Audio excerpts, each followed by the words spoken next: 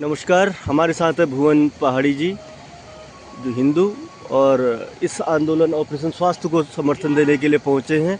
और ये पदयात्रा में भी जीवन में उन्होंने पहली पदयात्रा की, जो पदयात्रा ऑपरेशन स्वास्थ्य को लेकर देहरादून तक हुई थी। मेरा आपसे सवाल है कि आज 55 दिन इस आंदोलन को हो गए हैं, उसके उपरांत भी कोई समुचित व्यवस्था नहीं है और इस बीच कल से भुवन कठाई जी से लगातार कोई संपर्क नहीं हो पा रहा है। क्या आपका इस बीच उनसे कोई संपर्क हुआ? नहीं, पहले तो मैं नमन करता हूँ इस पावन माटी को, यहाँ के लोगों को। जितनी जागरूकता इनके अंदर आई है, इतने लोगों ने जगाया है। अगर इतने ही पूरे उत्तराखंड के घर घर से लोग निकलने लग गए तो मैं नमन करता हूँ, ये राज्य परिवर्तन हो जाएगा। 1994 का दौर शुरू हो जाएगा। मेरी कोई बातचीत नहीं हुई भुवनदा से। जब मैं सुबह यहाँ पहुँचा, भुवनदा के साथ इस पदयात्रा में मेरे जीवन की पहली पदयात्रा थी और यहाँ पे मैं उनसे मिलने, उनको समर्थन देने आया पहाड़ी आर्मी उत्तराखंड की तरफ से। और जब मैं यहाँ पहुँचा तो मुझे पता चला कि भुवनदा कल आंदोलन स्थल के लिए निकले थे 8 बजे के बाद घर से, लेकिन 12 बजे के बाद उनका फ़ोन स्विच ऑफ है।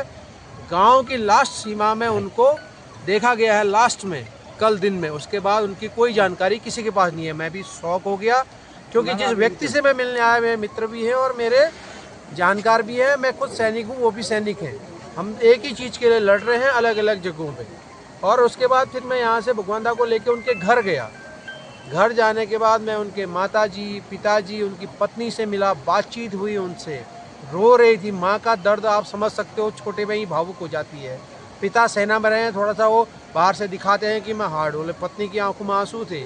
उनको कोई जानकारी, उनको डर है कि जिस प्रकार से उन्होंने सोशल मीडिया में एक पोस्ट डाली है कि मैं संवैधानिक और लोकतांत्रिक तरीके से अपने प्राणों का बलिदान करूंगा, उस वजह से वो डरे हुए हैं। शासन, प्रशासन, पुलिस को लिख कर दिया गया था कि ऐसे ऐसे सोशल मीडिया पोस्ट से ये पता चल रहा है, लेकिन उन्होंने कोई कार्रवाई नहीं की और यहाँ पर आज वो दिखाई नहीं दे रहे हैं। 24 घंटे से ज़्यादा हो गए हैं। भुवन कठाई जी अभी तक लापता हैं, गुमशुदा हैं।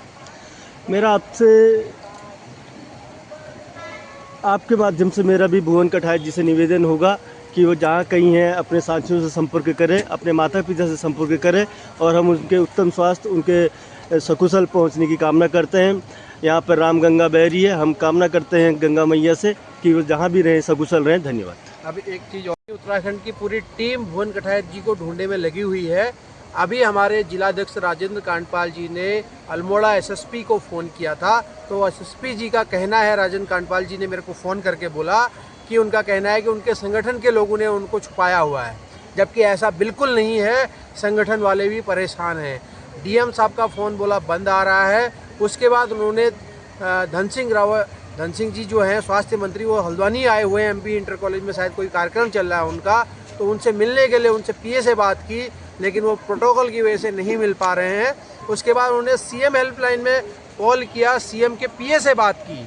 तो ये डाटा मैंने बना के यहाँ से भेजा है, एक विज्ञप्ति यहाँ से भेजी है मैंने, वो सीएम साहब को उन्होंने ईमेल करने को लिए बोला।